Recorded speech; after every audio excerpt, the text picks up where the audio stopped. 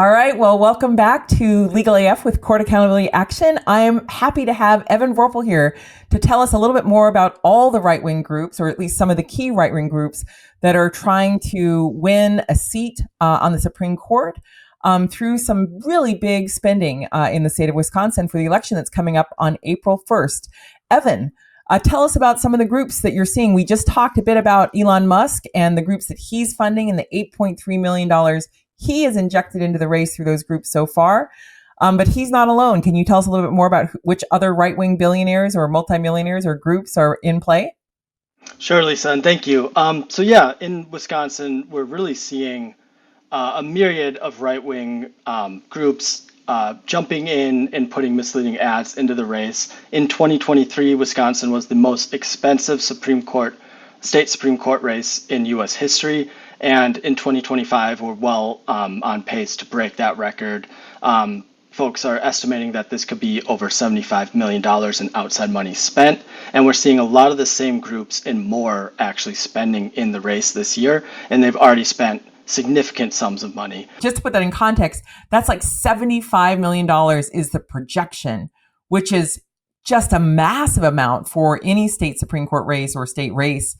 But also, as we talked about before, but just to reprise it here, the two candidates in the race, Brad Schemmel and Susan Crawford, those candidates in Wisconsin typically only raise about $1 million themselves directly in their own campaigns to run for office for that seat on the Supreme Court. Now, obviously, there's been some changes that you've been tracking in terms of the way the political parties can coordinate with the candidates. But in general, in Wisconsin, like other states, the judicial candidates are only raising $1 million, and now we're anticipating $75 million in outside spending, predominantly outside spending. So I know I interrupted you rudely. I hope you'll forgive me, my friend. Tell us a bit more about one of the groups, and then we'll just click through them all, or all of them. Yeah. And so that's right about, these outside groups are spending much, much more than the candidates themselves could ever hope to raise and spend. And they really just drown out their voices in the airwaves. Recently, Schemmel actually directed his donors to max out his campaign and then, quote, then go to the party. They'll send me the check. And that's certainly the case with some of these mega donors. Diane Hendricks, the richest woman in Wisconsin and a billionaire, has given significant sums to the Wisconsin Republican Party. Dick and Liz Uihlein, who are funding Fair Courts America, as well as 5 or 6 or maybe even more other groups spending in this race, they've given $1.3 million to the Wisconsin Republican Party, which has already given Schimmel's campaign over $1.6 million. Can I ask you about that, Evan? Because Wisconsin Supreme Court races are still nonpartisan, unlike the moves that the Republican legislatures have done recently in North Carolina and in Ohio, where those are the first states to have partisan labels on judges. New states doing so in decades. And so this is sort of a breach of that wall in a way, right, in Wisconsin, where now the parties are giving and the candidates are specifically saying give to the party, or Schemmel in your example did. So that's significant. But you mentioned Uihlein and that's not the only way he's spending. So can you tell us a little bit more about Dick Uihlein and that spending? Yep, and that's correct. And actually, on February 17th, the Milwaukee Journal-Sentinel reported that Schemmel was basically begging these groups to jump into the race on his behalf. He said, quote, I'm hoping very soon that we're going to start seeing friends like Wisconsin Manufacturers and Commerce, Fair Courts America, which is Dick Uihlein's group, and other groups like that they're going to get in the airwaves and, quote, take some pressure off. And days later, we saw a flood of these groups hit the airwaves: the Republican State Leadership Committee, Fair Courts America, Wisconsin Manufacturers and Commerce. And all along this way, we've seen Charles Koch's Americans for Prosperity backing Schemmel as far back as November, when they first endorsed him and quickly started knocking on doors. Fair Courts America is Uihlein's super PAC. It's focused on state courts, and it's already reported spending over $2.5 million in this race.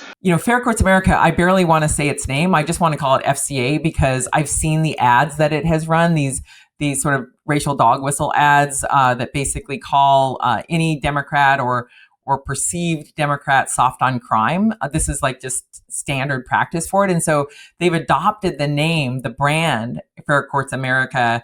But, the ads seem to be not really very focused on actually having fair courts versus trying to spread this sort of soft on crime messaging that is typical for Republican aligned donors like Dick Uihlein. And this goes back decades, to the races for the president back in the 1980s, if not longer, actually. I'm sure it's been going on longer than that in a way. But you can see this racial dog whistling going out, and it goes out under the brand Fair Courts America. But that's not all Dick Uihlein funds, because you and I discovered something a couple of years ago in 2023 about what else Dick Uihlein was funding. Can you tell us a little bit more about that?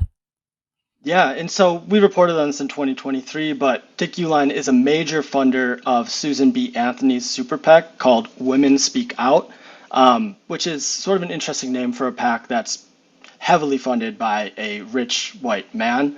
Women Speak Out recently started running ads in this race, backing Schimmel, who has indicated that he would reinstate Wisconsin's over 150-year-old abortion ban. And Uihlein's also funding a bunch of other front groups spending in the race. There's one called America's PAC, which is running ads. There's a few new groups that we haven't really seen spending before, but we've seen that Uihlein is funding them dropping into the race.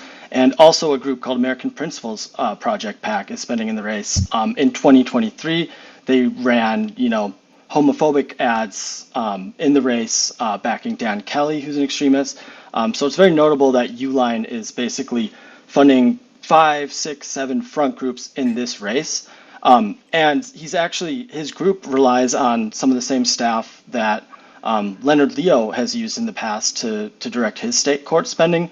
FCA is led by Andrew Wynn, who is the longtime former leader of RSLC's Judicial Fairness Initiative. So RSLC, you mentioned, is a group that has been funded by Leonard Leo's different groups, several groups over the years, and Leo, as a consequence, is one of the biggest funders of RSLC. And you mentioned Andrew Wynn, who led RSLC and now is playing a key role in Fair Courts America, and he's someone who celebrated that Dobbs decision that overturned Roe versus Wade. So he's vehemently anti-choice, anti-abortion access, and he leads that arm of, or at least part of one of the arms of the octopus that is Dick Uihlein now. I do want to pause and say I was astonished when we discovered back in 2023 that group called Women Speak Out, that its biggest known funder in the previous year was Dick Uihlein. That was astonishing because, Women Speak Out is really, like, in that sense, sort of a puppet for a guy. And it's not just any guy. It's one of the sort of richest right-wing billionaires in the country who's been involved in all sorts of really controversial things, like helping to fund groups that were involved in the January 6th events that ultimately led to the violent insurrection. He was instrumentally involved in Wisconsin and other places in objecting to common sense public health rules in response to the pandemic as people were just starting to die, trying to organize, opposition to that. And he's been involved in funding a whole array of sort of right-wing groups to advance a pretty extreme agenda. And he has paid a particular attention to Wisconsin. He's someone who, as you and I have discussed, not outside of this setting here at Legal AF, but he's someone who, he's an heir to a brewery fortune. And then his dad helped stake him in an office supply business called Uihlein, Uline, that, made a fortune. So he and his wife made a fortune through the company called Uihlein. Their name is Uihlein, but the company has a different spelling, easier spelling.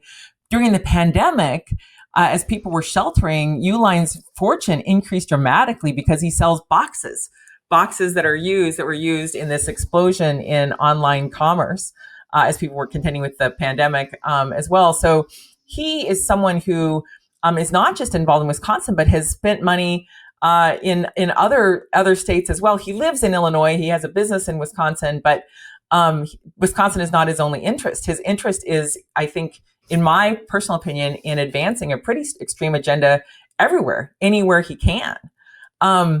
But maybe I've gone on too much about Dick Uihlein.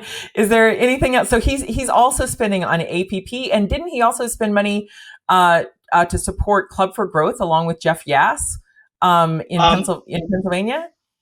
Yeah, that's correct. And him and Jeff Yass, another billionaire, have spent extensively on a lot of the same causes, including attacks on public education. And yeah, I just wanted to put a finer point on just how extreme some of these causes and some of these people that Uihlein have funded are. He funds unfounded conspiracy theories about the integrity of our elections. He has a group called the Voter Reference Foundation, which has been challenging voter rolls, and it's just he funds a lot of these things that people like, and he throws his voice around in a way that people don't really know it's him funding this. And so I guess it's not a huge surprise that he's taken an interest to Schimmel, who's expressed sympathy for convicted January 6th insurrectionists. But I think it's very notable that this rich Illinois billionaire who has a keen interest in state Supreme Courts, in unwinding abortion rights in a bunch of states, has now already spent $2.5 million through one super PAC backing his campaign, and through a bunch of other groups is spending other millions of dollars. Wow. Well, Evan, this was such a rich conversation about the group so far. I'm gonna conclude this video, and then we'll do one more, or maybe two more, but at least one more on some of the other groups like Koch, RSLC, and the local business or the state business group in Wisconsin, because this was just meaty. Just to have this one on Dick Uihlein predominantly, and his role in the Wisconsin Supreme Court race that's coming up on April 1st here in Wisconsin. Thank you so much for joining me. I'll have you back soon in the next video in this series. And please subscribe, please like, please share. Thank you so much for joining Legal AF with Court Accountability Action. And thank you, Evan, for coming on. Thanks, Lisa. In collaboration with the Midas Touch Network, we just launched the Legal AF YouTube channel. Help us build this pro-democracy channel where I'll be curating the top stories at the intersection of law and politics. Go to YouTube now and free subscribe at Legal AF MTN. That's at Legal AF MTN.